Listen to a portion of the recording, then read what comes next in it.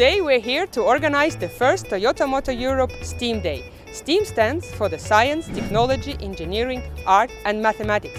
We will give unique opportunity to the 280 students from all over Belgium to see development of Toyota vehicles here in Zaventem. STEM is teaching you not just the difficult subjects like math and physics, but also the way of thinking, the problem solving. So we Toyota wants to encourage students to take a career in STEAM, and today we open the doors to show how a future job could look like.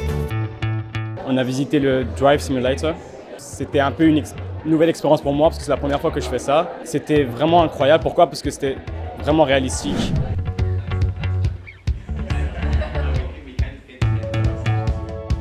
On a fait le workshop avec les Lego et on a fait le workshop avec les voitures à hydrogène qu'il fallait construire et puis après on avait une petite course. C'est intéressant à voir et ça nous ouvre des idées pour le futur.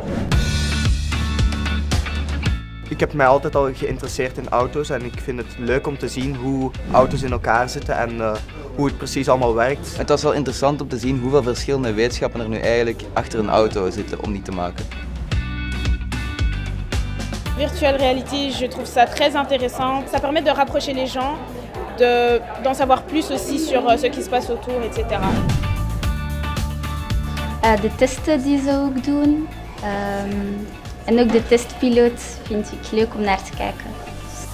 Bij Toyota is het hier eigenlijk vooral leuk, de werking eigenlijk van een bedrijf voor mij. De manier dat je kunt zien, een paar experimentjes worden gedaan. Veel bijgeleerd dat wij zo nog niet wisten. Het is interessant om zo te kunnen binnenkijken in een bedrijf. We really hope that our first ever TME STEAM Day inspired youngsters to start a career in STEAM, to start a career in automotive, and we really hope to see you back in the future.